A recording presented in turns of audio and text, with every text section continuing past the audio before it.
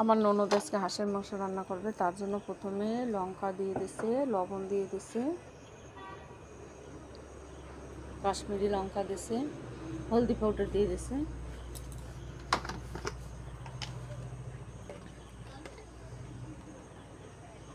ধনিয়া পাউডার দিছে,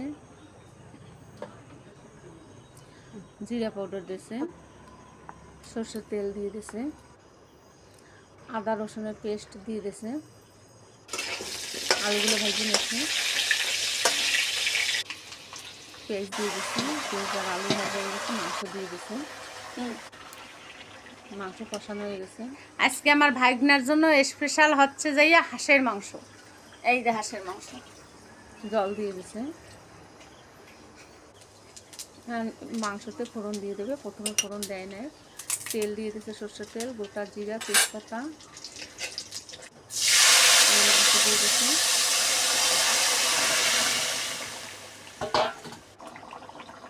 গরম মশলা দিয়ে দিছে আর কাশ্মীরি মেথি দিছে।